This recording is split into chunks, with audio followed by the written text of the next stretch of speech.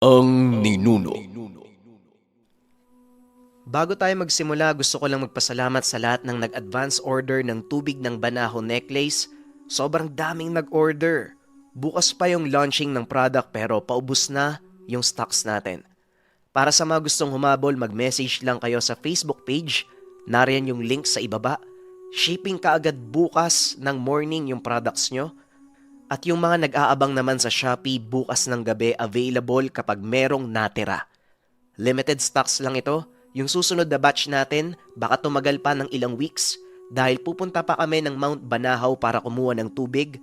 Tapos dadaan pa yon ng ilang araw na pagbabasbas sa mga kasama nating antingero, araw-araw dadasalan, lalagyan ng pondo bago ibigay sa inyo. Kaya muli, nariyan yung link sa comment section. Simulan na natin ang kwento. Ang kwentong ito ay hango sa totoong buhay. Mula ito sa isa nating kabayan na itago na lang natin sa pangalang Gado. Walang eksaktong taon, probinsya ng Negros. Nang mga panong ito, namumuhay bilang rebelde itong si Gado. Mula sa pamilya ng magsasaka ang binata, napilitang mamundok dahil sa pang-aapi ng gobyerno at ilang matataas na tao sa lipunan. Lumaki si Gado sa kampo ng mga rebelde. Sa murang edad, tinuruan ito ng mga pamamaraan kung paanong mabuhay sa kagubatan at kung paanong ipagtanggol ang sarili. Unang sumabak sa totoong laban ang binata noong nasa edad 14 pa lang ito. Nagpapatrolya ang pangkat. Hindi akalaing masasalubong nila ang puwersa ng mga sundalo. Wala nang maraming gulo.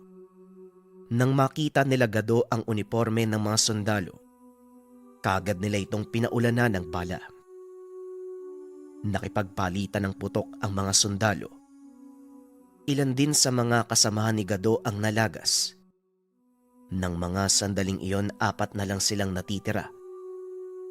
Sa isip ng binata, kailangan itong lumaban at makaligtas. Dinampot ng binata ang sandata ng namatay na kasamahan. Walang habas na pinagbabaril ang mga sugatang sundalo.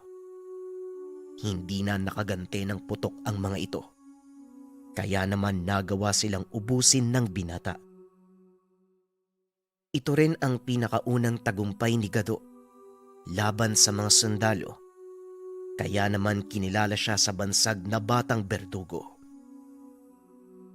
Sa tagal ng panahon, mas lalo pang nahasa ang binata sa pakikipaglaban at mga taktika sa loob ng kagubatan. At dahil dito, nagkaroon ng kakaibang karanasan ng binata. Nabagot sa kampo si Gado, kaya naman nagpa siya itong magpatrolya mag-isa. Sa kalagitnaan ng paglalakad, nakarinig ito ng mga sigawan na tila nagmumula sa naglalaban. Pinuntahan ng binata ang pinagmumulan nito. Medyo madilim ng mga sandaling iyon. Kaya naman nakalapit siya ng husto sa kinaroroonan ng mga taong naglalaban.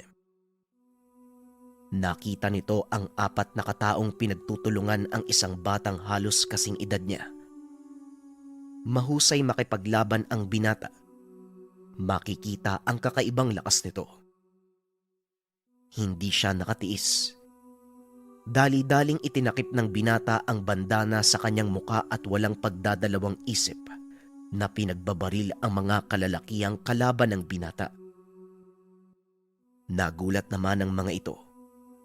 Dali-daling nagtakbuhan. Naiwan ang binatang sugatan at halos wala ng lakas. Dali-dali niya itong inakay pabalik sa kanilang kampo. Wala na itong malay ng mga sandaling iyon. Pagkarating sa kampo, agad nilang nilapatan ng lunas ang mga sugat. Saan mo nakita ang taong yan, Gado? Sigurado ka bang hindi pa kawala ng militar? Baka mamaya espiya yan at mapahamak tayong lahat dito. Wika ng ama ni Gado na itago na lang natin sa pangalang Kanor. Parang hindi niyo naman po ko kilala, tay. Huwag po kayo mag-alala. Alam ko po ang pinagkaiba ng mga sundalo sa pangkaraniwang tao. At isa pa, tignan mo nga ang suot niyang damit. Parang mula sa katutubong nakatira sa kabilang bundok yan eh. Tugon ni Gado. Dagdag pa nito, wala siyang nakitang baril o ano pang modernong sandata sa mga nakasagupa ng binata. Puro sibat at itak lang ang gamit ng mga ito. Ito ang tatandaan mo. Responsibilidad mo ang taong yan. At dahil ikaw ang nagdala sa kanya, kung sakaling may kapalpakan niyang gawin, ikaw ang unang mananagot. Muling wika ng ama. Isa sa mga itinuturing na pinuno ng samahan si Kanor. Mataas ang tingin sa kanya ng mga kasamahan dahil isa ito sa mga nagtatag ng kilusan. Ano ka ba naman, Kanor? Nagmagandang loob na nga ang anak mo. Sigurado naman, alam ni Gado ang alituntunin ng ating samahan. Wika ng isang lalaki na itago na lang natin sa pangalang Commander Roman. Commander Roman, andyan ka pala. Kailan pa po kayo dumating? Tanong ni Gado. Kani-kanina lang. Kumusta naman ang kampo habang wala ako? Tanong ni Commander Roman. Wala naman pong naging problema sa mga nakalipas na linggo, Commander. Maliban na lang po sa nangyari sa binatang ito. Wika ni Gado. Muli siyang pinaalalahanan ng Commander tungkol sa responsibilidad na kaakibat ng pagdala niya sa binata. Huwag po kayong mag-alala, Commander. Ako mismo ang papatay sa kanya sa oras na gumawa yan ng kalokohan. Matapos ang pag-uusap, kagad nang bumalik si Gado sa kubo kung nasaan ang binatang iniligtas. Sakto namang tapos na ang paggamot dito. At ayon sa manggagamot ng pangkat, wala naman itong malubang sugat. Napagod lang ng husto ang binata, kaya naman nawalan ng malay. Doon na din natulog si Gado upang mabantayan ang binata. Sa kalagitnaan ng pagtulog, narinig niya itong umuungol. Dali-daling tumayo si Gado at lumapit sa binata. Ngunit laking gulat nito nang bigla siyang suntukin. Aray ko, walang yaka. Ikaw na nga ang iniligtas. Ganyan pang igaganti mo. Wika ni Gado. Pasensya na. Nagulat lang ako. Aray ko. Tugon ng binata. Muli itong bumalik sa pagkakaupo dahil sa sakit. Dahan-dahan. Hindi pa magaling ang sugat mo eh. Magpahinga ka muna. Kukuha lang ako ng pagkain at ipapatawag ko ang manggagamot. Wika ni Gado. Sabay labas ng kubo. Pagbalik nito ay kasama na ang manggagamot. Dali-dali nitong sinuri ang kalagayan ng binata. Ayon dito, wala na silang dapat alalahanin.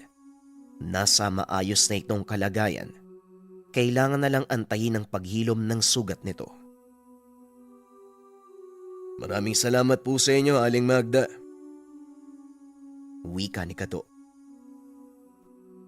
Walang anuman. O siya, pakainin mo na yung bisita mo. At Gado, pwede ba pumunta ka sa kubo ko? Magpapatulong akong buhatin ng mga baol. Tugon ni Aling Magda. Matapos ibigay ni Gado ang pagkain sa binata, iniwan niya ito. Pumunta sa kubo ni Aling Magda. Pagkarating ni Gado sa kubo, nagulat ito dahil wala namang baol na bubuhatin. Nakaupo lang si Aling Magda sa harapan ng mesa. Niyaya din itong maupo ang binata. Gado, Magsabi ka sa akin ng totoo. Sino ang lalaking yan? Wika ni Aling Magda. Ang totoo, Aling Magda, hindi ko po talaga alam eh. Kasi nang makita ko yan, halos wala nang malay eh. Kaya hindi ko na naitanong pa. Tugon ni Kado. Huwag ka sanang magagalit, Gado. Pero may kung anong kakaiba dyan sa bisita mo. Hindi ko lang matukoy, pero nararamdaman ko sa kanya. Makikita na lang natin sa mga susunod na araw. Muling wika ni Aling Magda. Huwag po kayo mag-alala. Ako na po ang magbabantay sa kanya. Babalitaan ko po kayo kung sakali may gawin siyang kakaiba. Matapos ang usapan ay muling nagbalik si Gado sa kubo kung nasaan ang binata. Saktong tapos na itong kumain. Kaya naman kinausap niya ito. Kaibigan, maaari mo bang sabihin sa akin ang pangalan mo? Pati na rin ang dahilan kung bakit ka pinagtutulungan ng mga lalaking yon. Tanong ni Gado. Huminga ng malalim ang binata. Nagpakilala. Una sa lahat, gusto ko magpasalamat sa pagtulong mo sa akin. Ang pangalan ko ay Ibrahim. Galing ako sa tribong nakatira sa kabilang bundok. Itinakwil ako ng mga katribo ko dahil iba daw ako sa kanila. Wika ni Ibrahim. Kakaiba? Ano namang pinagkaiba mo sa kanila?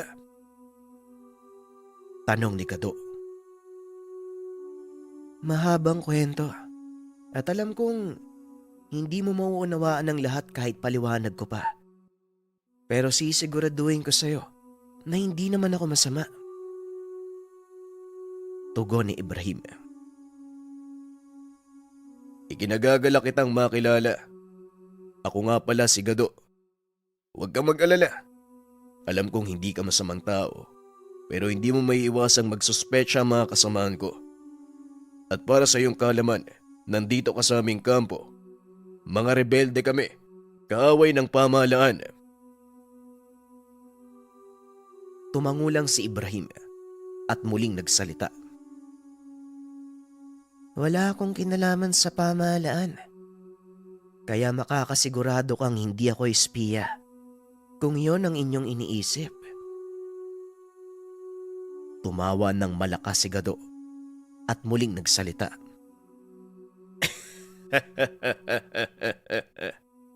Hindi ko akalaing matalas pala ang isipan mo. Pero huwag kang mag-alala. Hanggat wala kang ginagawang masama, walang gagalaw sa'yo dito. At isa pa, ako ang makakasama mo habang nagpapagaling ka. Nagpasalamat si Ibrahim sa binata. Sa paglipas ng mga araw, unti-unting gumagaling ang sugat nito. Sa panahong nanatili si Ibrahim sa lugar, nagawa nitong kunin ang loob ng mga kasamahan ni Kado. Ipinaliwanag din sa kanya ang dahilan kung bakit nila piniling mamundok.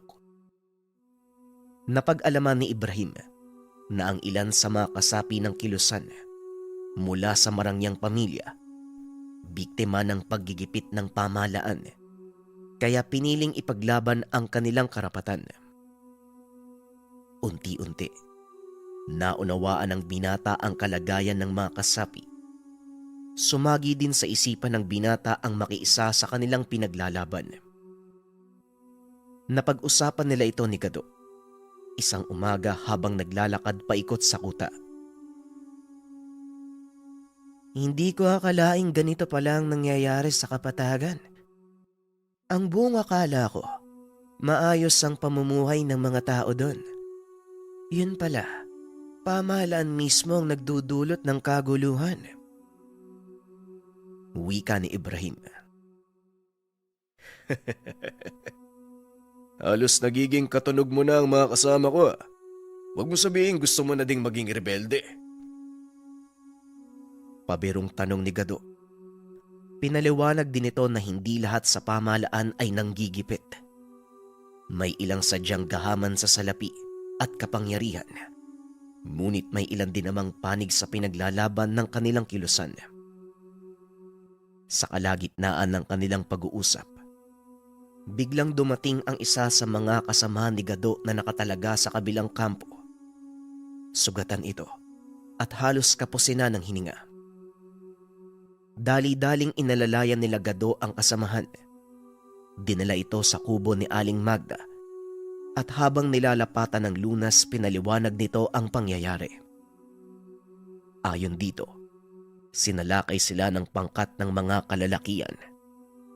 Walang kalaban-laban ang mga ito. Dagdag pa ng lalaki, hindi gumagamit ng baril ang mga sumasalakay. Ngunit napakalakas nila at hindi tinatablan ng anumang sandata. Naroon din si Ibrahim ng mga sandaling iyon. Iniisip nito kung sino ang maaaring gumawa nun. Hanggang sa napilitan nitong lumapit at tinignan ang mga sugat na natamo ng lalaki. Nanlaki ang mga mata ni Ibrahim nang malaman niyang dulot ng kalmot ang mga sugat. Napatingin sa kanya si Aling Magda at nagsalita. Ano? Titingin ka na lang ba? Tulungan mo ko. Kunin mo yung mga plangganang may mainit na tubig. Dali-dali namang kumilos si Ibrahim. Matapos iabot ang planggana, inutusan ng matanda ang lahat ng naroon na lumabas ng kubo. Ang tanging naiwan ay si Gado at Ibrahim. Dito na nagsalita si Aling Magda na labis namang ikinagulat ni Gado. Ibrahim, alam kong alam mo kung saan galing ang mga sugat na ito. Sabihin mo kung mali ang hinala ko. Gawa ito ng mga aswang, hindi ba? Nanlaki ang mga mata ni Gado. Hindi ito makapagsalita, lalo pa nang marinig ang sinabi ni Ibrahim. Tama po kayo, Aling Magda. Aswang nga po ang may gawa niyan. Tugon ni Ibrahim. Paano mo naman nalaman, Ibrahim? At saka anong uri ng aswang? Tanong ni Gado. Ito na ang bagay na gusto kong sabihin sa'yo. Kaso alam kong hindi mo paniniwalaan ang lahat ng mga maririnig mo. Ang mga kalalakihan na naabutan mo noong iniligtas mo ko. Lahat sila mga aswang. At kalahi nila ako. Napatras si Gado. Maging si Aling Magda, napatigil sa kanyang ginagawa. Ipaliwanag mo ng maayos, Ibrahim. Muling wika ni Gado. Kagad namang kwento ni Ibrahim ang lahat tungkol sa kanya. Ayon sa binata, isinilang ito sa angkan ng mga pinunong aswang o mas kilala sa katawagang gabunan. Pero kakaiba ang anyo ng binata dahil lahat ng mga kalahi niya ay may itim na balat. Kaso ang sa kanya, kulay puti. Hindi kagaya ng ibang aswang. Hindi nakaramdam si Ibrahim ng pagkatakam sa laman ng tao. Kaya ito ang naging dahilan para ituring siyang mahina at itakwil ng sariling lahi. Paano kung paniniwalaan ang mga sinasabi mo, Ibrahim? Tanong ni Gado. Itinaas ni Ibrahim ang kanyang damit. Nanlaki ang mga mata ni Gado dahil wala na ang mga pilat na dulot ng mga natamong sugat. Mabilis maghilom ang mga sugat ko, Gado.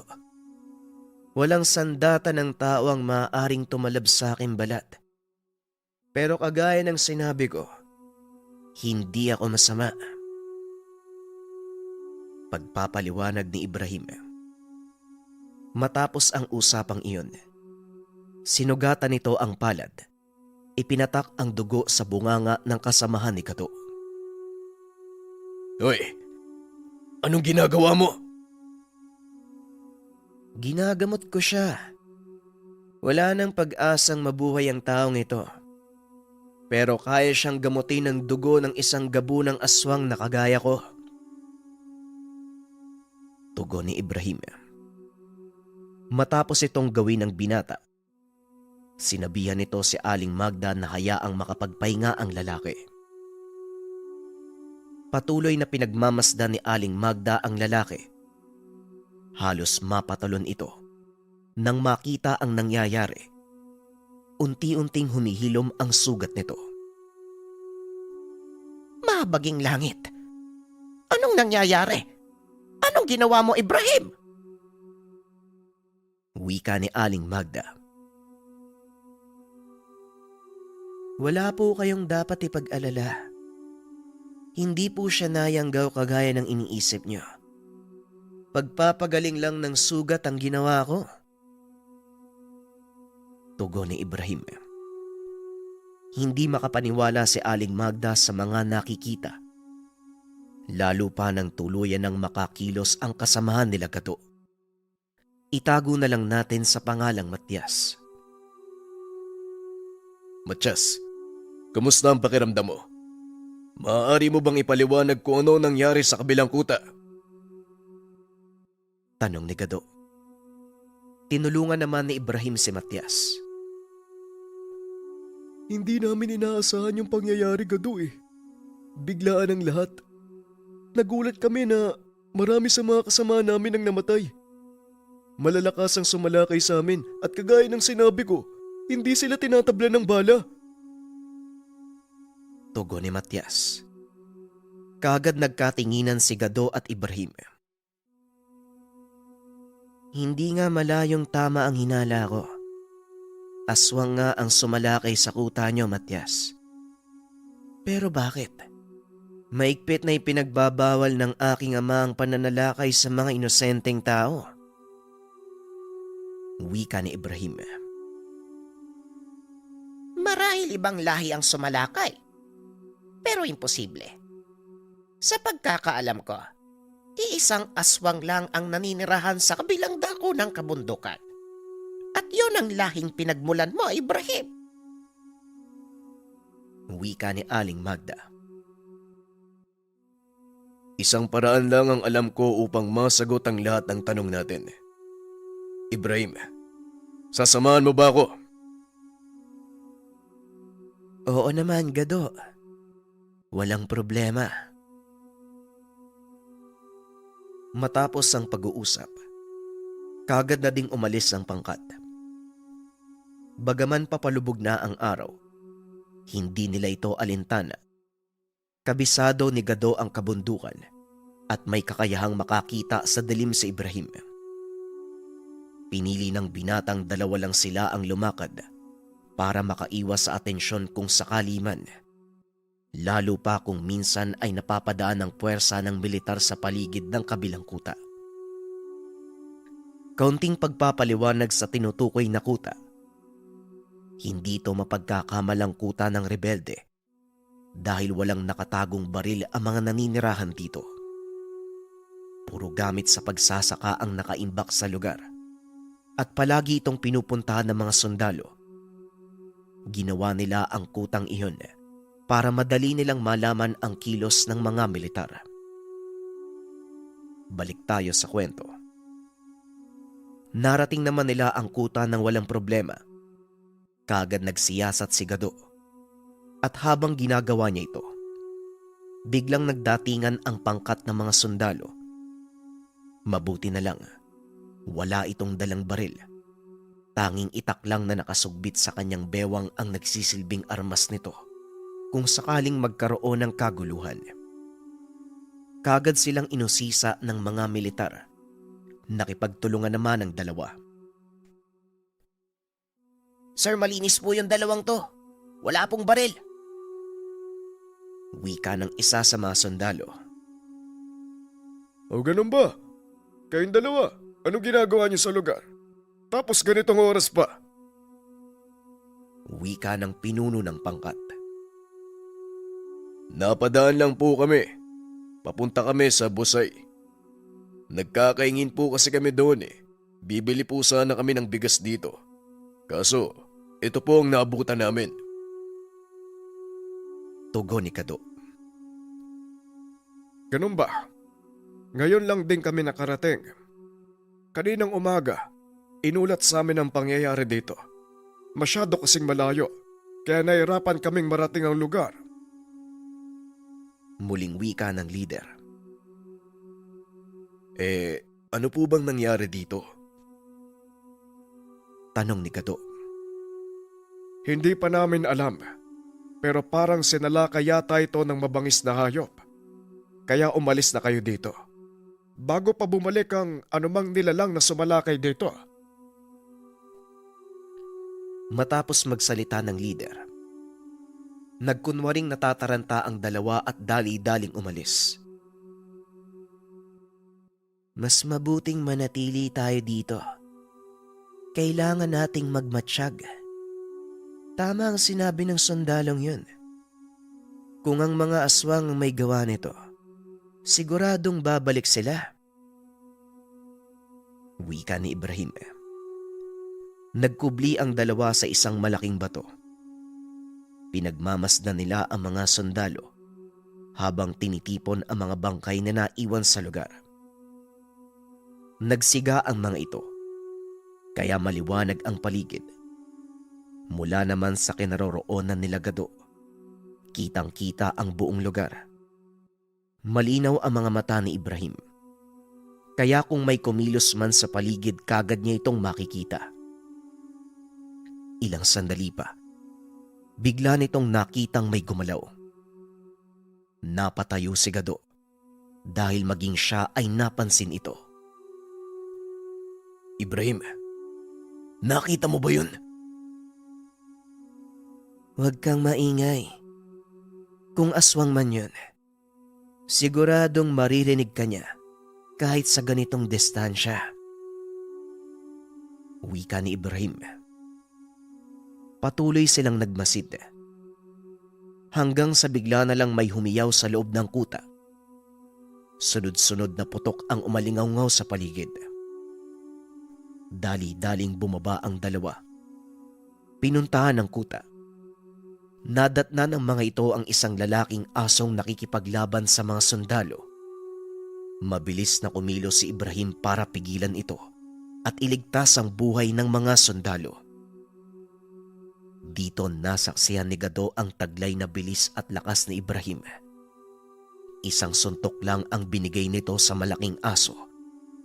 Kagad na itong tumilapon. Lumapit ng husto si Gado sa lugar kung saan nakikipaglaban si Ibrahim. Dito niya nakita ang mga titik na nakaguwit sa balat ng binata. Mga letrang hindi niya maintindihan na tila nagmula sa mga lumang kasulatan. Kitang-kita din ni Gado kung paanong humaba ang buhok ni Ibrahim. Ngunit hindi nagbago ang anyo nito. Naging kulay puti ang balat. Humaba ang mga pangil, ngunit nanatili sa anyong tao.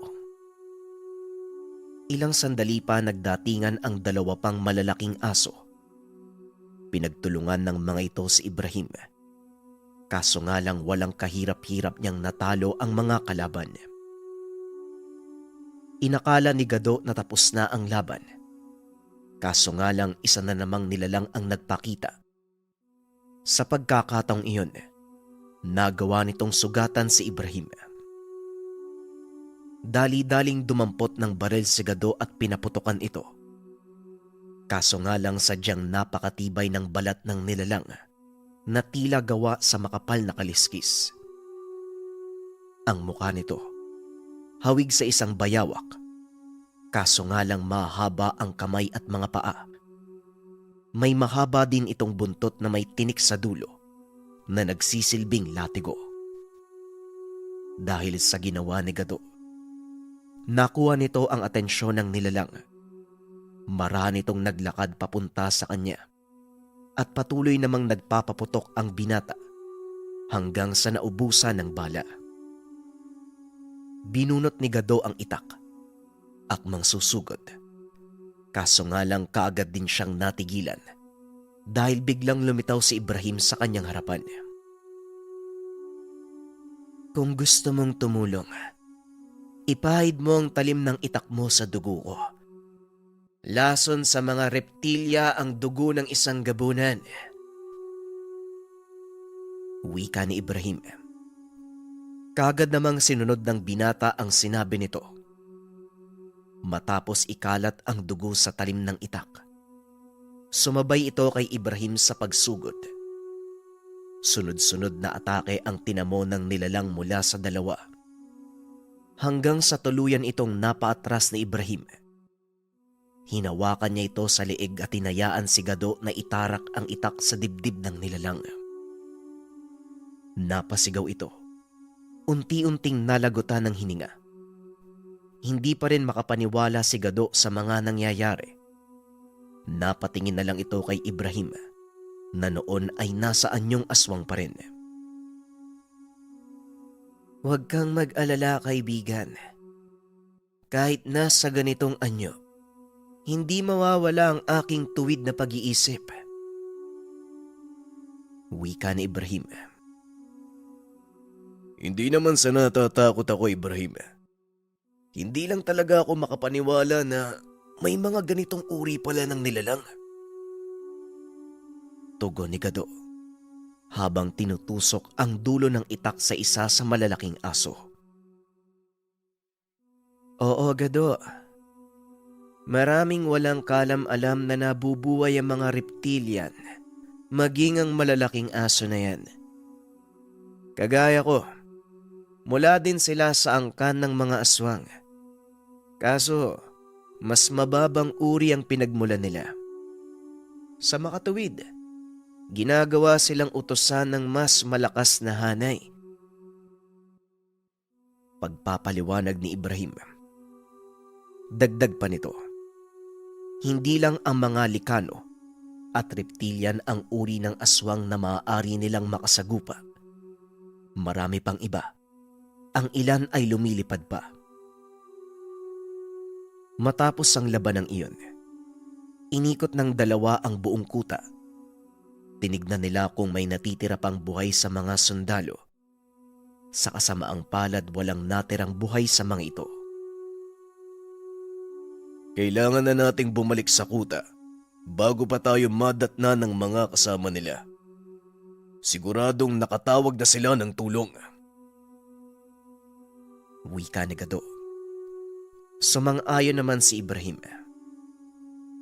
Pagkarating nila sa kuta, kagad ibinalita ng binata ang nangyari. Gaya ng inaasahan, hindi naniwala ang marami sa mga rebelde. Wag mong gawing biro ang pangyayaring ito, Gado. Marami sa ating mga kasamahan ang nalagas. Wika ni Kanor.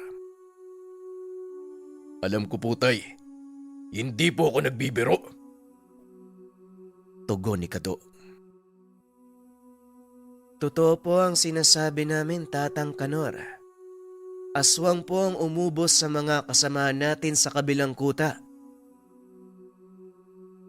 Bagaman dalawa na silang nagsalita, hirap na hirap pa din ang mga ito na kumbinsi ng lahat. Maniwala kayo o hindi, totoo ang sinasabi ng dalawang ito. Ako mismo ang makakapagpatunay na buhay ang mga aswang. Pagmasdan niyo ang sugat ni Ibrahim.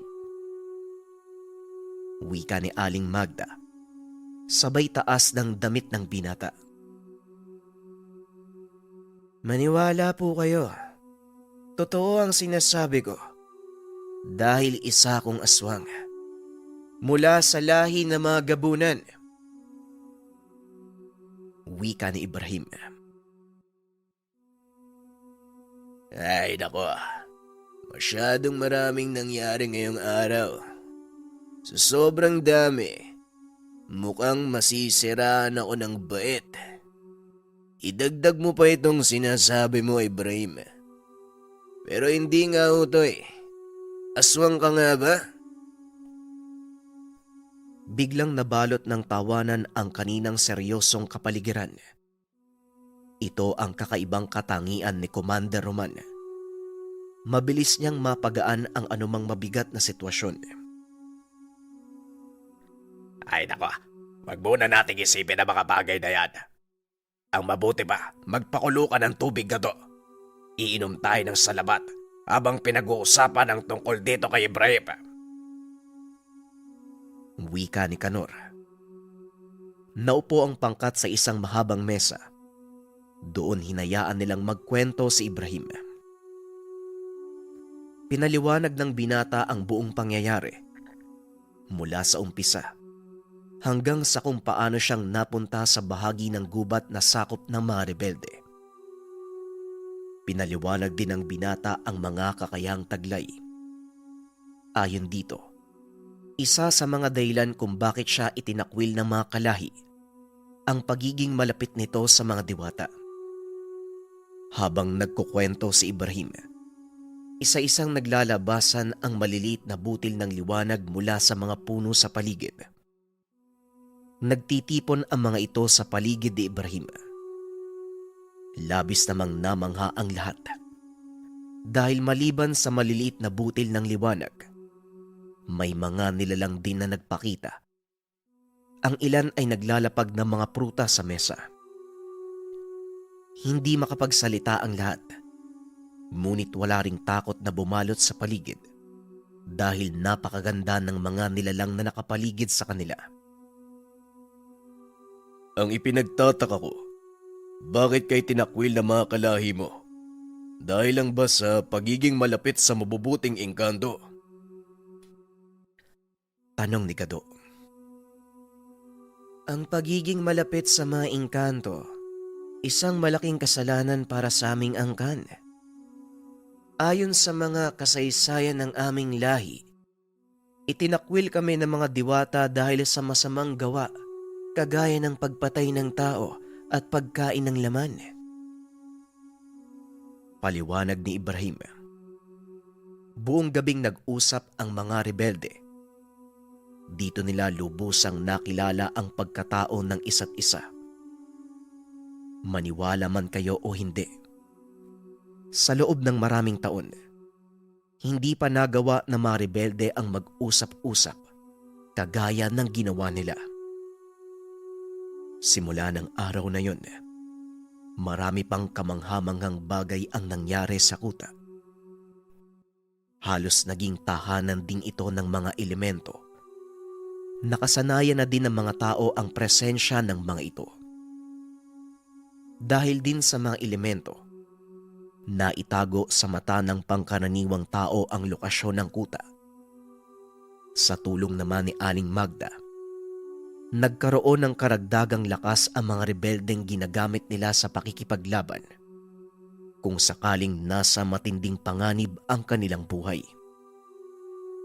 Pinagkalooban ng mga elemento ng mutya ang bawat mandirigma sa kuta, dahilan para mas katakutan sila ng militar. Matagal na panahon na din ang lumipas, simula nang mapadpad ako dito, Gado. Sasabihin ko ang totoo sa'yo. Unti-unti kong nakakasanay ng pamumuhay bilang normal na tao. Wika ni Ibrahim. Alam mo, Gado, hindi naman masamang mamuhay na kagaya namin eh. Kung hindi ka lang nagbabago ng anyo, hindi naman nalalayo yung itsura mo sa normal na tao. Ang tanging pagkakaiba mo lang, yung napakahaba mong buhok, pati na rin yung mga tattoo mo sa braso. Tugon ni Gado. Nakampante ang lahat sa kapayapaang tinamasa ng mga sandaling iyon. Kaso nga lang lingid sa kaalaman nila na may malaking panganib na paparating. Isang hapon, habang nasa kalagitnaan ng pagpapatrolya, napansin ni Gado ang pangkat ng mga katutubong bumababa sa bundok. Malapit lang ito sa kanya, kaya naman kagad niya itong hinarang. Mawalang galang na kaibigan. Maaari ko ba kayong makausap? Wika ng binata. Kagad namang huminto ang pangkat at nakipag-usap sa kanya. Magandang araw din sa'yo, kaibigan. Anong maitutulong namin? Tugon ng katutubo. Maaari bang malaman kung saan kayo pupunta at bakit kayo bumaba ng kabundukan? Tanong ni Gado. Nagkatinginan ang mga katutubo. Isa sa mga nakakatanda ang lumapit kay Gado. Ang pangalan ko ay Islao. Ako ay isa sa nakakatanda sa aming tribo. Ang pagbaba namin sa kapatagan ay alinsunod sa propesiya ng aming babaylan. Wika ng matanda. Naitago na lang natin sa pangalang Tatang Islaw. Propesiya? Ano pong propesiya? Muling tanong ni Gado. Kagad namang ipinaliwanag ng matanda ang sinasabing propesiya. Ayon dito, isang malaking panganib ang paparating at ito ay magdudulot ng matinding hirap para sa lahat. Isang nilalang ang dadaan at ang bawat madadaanan nito, siguradong mamamatay. Kitang-kita ang takot sa mata ng mga katutubo. Matapos sagutin ang tanong ng binata, nagpatuloy na sa paglalakad ang mga ito. Dali-daling bumalik ng kuta si Gado. Hinanap si Aling Magda. Kasalukuyan itong nakikipag-usap kay Ibrahim tungkol sa mga halamang gamot na dinala ng binata. Anong nangyari sa'yo? Para kang nabuhusan ng malamig na tubig. Wika ni Aling Magda. May importante po kung sasabihin. At sa tingin ko, kayo po ang dapat na unang makalam. Tugon ni Gado. Kung ganon, halika sa aking kubo. Ibrahim, sumunod ka din. Pagkarating sa kubo, kagad pinaliwanag ng binata ang nangyari. Pinatotohanan naman ito ni Ibrahim. Totoo po ang sinasabi ng mga katutubo. Kahit po ang aming angkan, naghahanda din sa pagdating ng araw na yon. At mukhang nagsisimula na nga ang kaganapan ng propesiya. Wika ni Ibrahim. Kung ganon, ano ang kailangan nating gawin? Maiiwasan ba natin ito? Tanong ni Aling Magda. Maraming paraan para maiwasan ang kaganapan ng propesiya. Isa na dito, harapin ang dilubyong dala ng nilalang. Tugon ni Ibrahim. Kung ganun, mas mabuting paghandaan natin ang lahat. Kailangan itong malaman ni na Commander Roman. Wala na silang dahilan para hindi ito paniwalaan. Wika ni Gado. Sinang-ayon na naman ito ni Aling Magda. Kagad tinipon ng binata ang mga kasamahan. Pinaliwanag ang lahat ng mga nalaman. Kung kailangan nating lumigas, gagawin natin yun. Ang mahalaga ang kaligtasan ng mga naninirahan dito. Wika ni Commander Roman. Hindi po kailangan, Commander. Dahil protektado ng mga diwata ang lugar na ito. Dahil sa presensya ko, may isang bagay pa akong hindi nasabi sa'yo. Kalahating gabunan at kalahating diwata po ako. Napangiti si Aling Magda dahil nakumpirma nito ang hinala tungkol sa pagkatao ni Ibrahim. Sinasabi ko na nga ba, hindi mananatili ang mga diwata dito kung walang dahilan. Nakahinga ng maluwag sina Commander Roman dahil sa mga sinabi ni Ibrahim. Idinagdag din ng binata na kung kailangang makipaglaban, siya ang unang haharap. Matapos ang pagpupulong ay kinausap ni Ibrahim si Gado. Alam kong nag-aalala ka sa mga mangyayari. Iniisip mo ba na hindi mo may pagtatanggol ang mga kasama natin? Huwag kang mag-alala. Kung ipapahintulot mo, Ako mismo ang magsasanay sa'yo. Wika ni Ibrahim. Ngunit lingid sa kaalaman ng binata, naigit pa sa pisikal na pagsasanay ang gagawin sa kanya nito. Pinaliwanag ni Ibrahim ang lahat ng aspeto tungkol sa enerhiya ng kalikasan dahil dito nagmumula ang lakas ng lahat ng buhay na nilalang. Ang kalikasan ay siyang pangunahing pinagkukunan ng lakas. Kagaya ng araw, dito kumukuha ng init at enerhiya ang lahat ng nabubuhay gado. Pagpapaliwanag ni Ibrahim. Dagdag pa ng binata na ang mundo ay binubuo ng 4 na pangunahing elemento: hangin, lupa, tubig at apoy. Nasa balanse ang lahat ng ito. Isa lang sa elemento ang mawala. Maaaring masira ang balanse at tuluyang mamatay ang lahat ng nasa ibabaw ng mundo. Ito ang mga bagay na hindi nalaman ni Gato. Masuri itong nakikinig kay Ibrahim habang nagpapaliwanag ang kaibigan. Malaking palaisipan sa kanya ang mga sinabi ni Ibrahim. Nalilito ito at halos hindi niya maunawaan ang lahat. Naramdaman ito ng kaibigan, kaya minabuti na lang nito na ipakita sa kanya ang ibig sabihin. Eto Gado, manood ka. Pagbasdan mo ng mabuti ang palad ko. Wika ni Ibrahim. Pumikit ito at inilahad ang mga palad. Nanlaki mga mata ni Gado nang makitang unti-unting nagtitipon ang maliliit na alikabok hanggang sa makabuo ito ng isang bolang gawa sa bato. Paano mong nagagawa ang bagay na yan, Ibrahim? Ayos yan ah. Manghang-mangha si Gado sa pinakita ng kaibigan. Isa lang ito sa maaari mong gawin sa oras na magawa mong kontrolin ang enerhiya sa katawan mo. Maaari mo ding manipulahin ang enerhiya sa paligid at hindi imposibleng magamit mo ang mga elemento. Wika ni Ibrahim. Kung sa pisikal na aspeto, wala na itong maituturo kay Gado. Dahil sanay ang katawan nito sa pakikipaglaban. Nag-uumapaw na ang lakas sa taglay ng binata. Ngunit hindi niya ito magamit ng maayos dahil wala itong tamang kasanayan.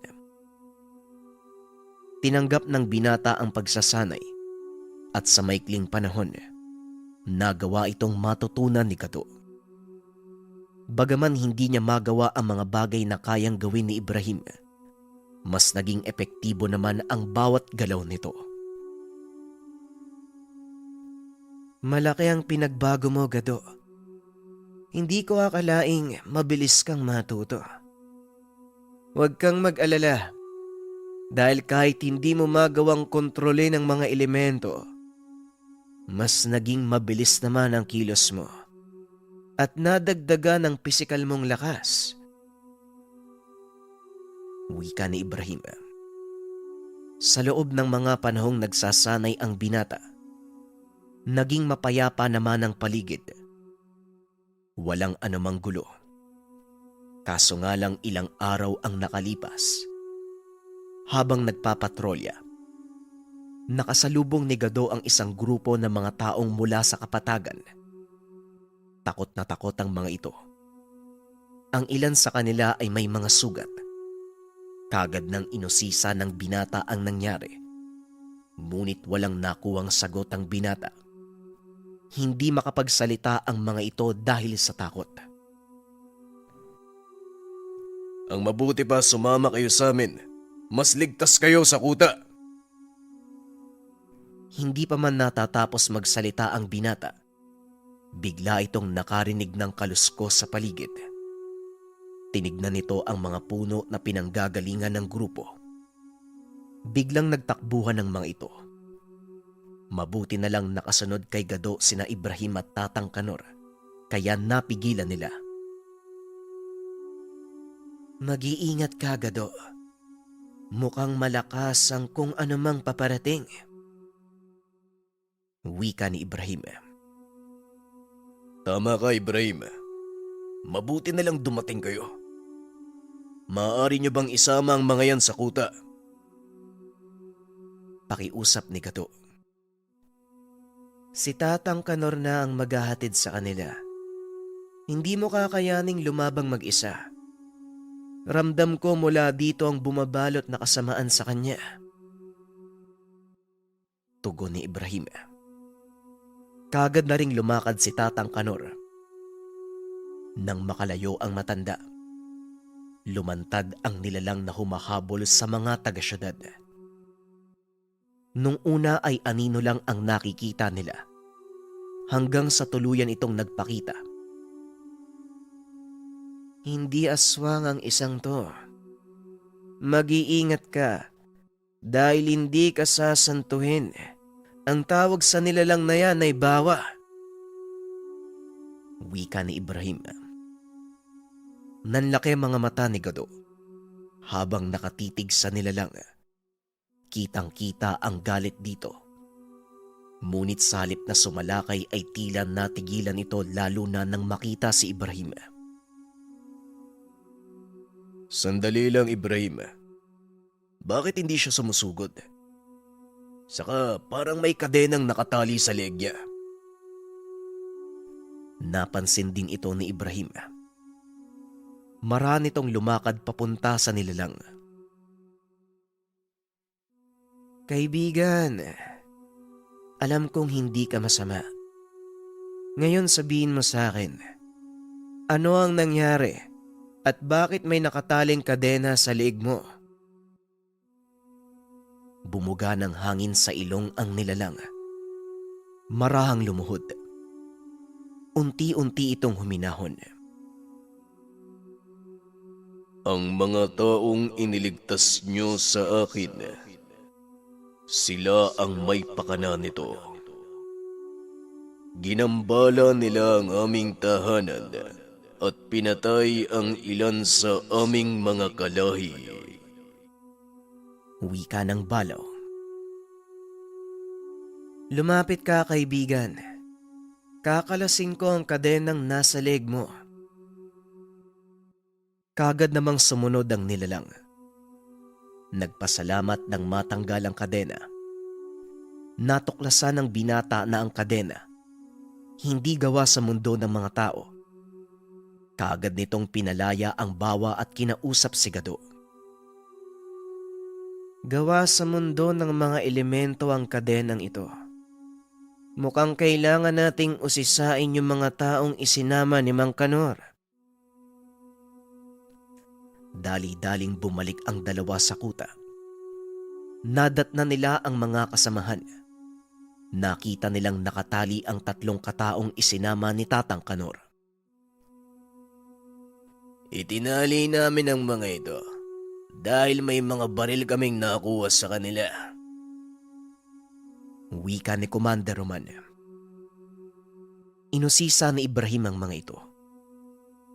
Ni isa sa kanila ay walang sumagot sa tanong niya. Kaya naman ginamit ito ang kakayahang makabasa ng nakaraan ng isang tao. At dito nakita ng binata ang totoong nangyari.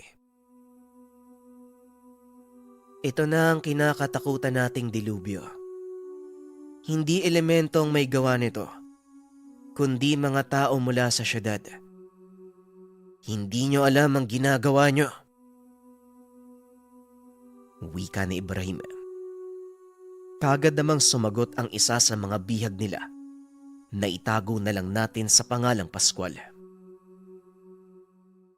Binayaran lang kami ng isang tao eh. Hindi naman namin ninakala na ganito pala yung kakaharapin namin. Ang sinabi sa amin ng tao, ligaw na hayop yung huhulihin namin sa kabilang bundok. Pagpapaliwanag nito, napailing si Ibrahim. Sa ginawa nyo, marami ang magagalit. At hindi nyo alam kung ano ang magiging dulot nitong ginawa nyo. Gayunpaman, wala na tayong pagpipilian. Kailangang harapin ng mga nakatira dito ang mga mangyayari. Matapos ang pagsisiyasat, piniringan ni Gado ang mga taga-syudad. Hinatid sa paanan ng bundok. Sinabihan ng mga ito na wag nang babalik pa sa lugar.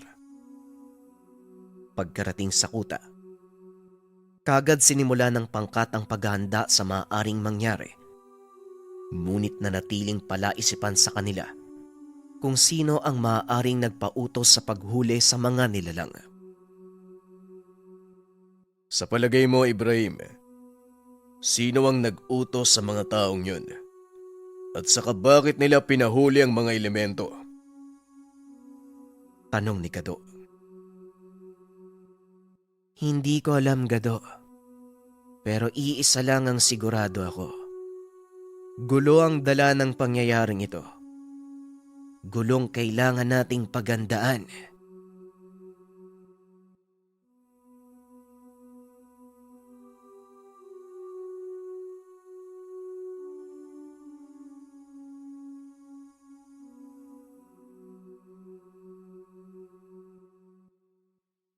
Ang Ninuno.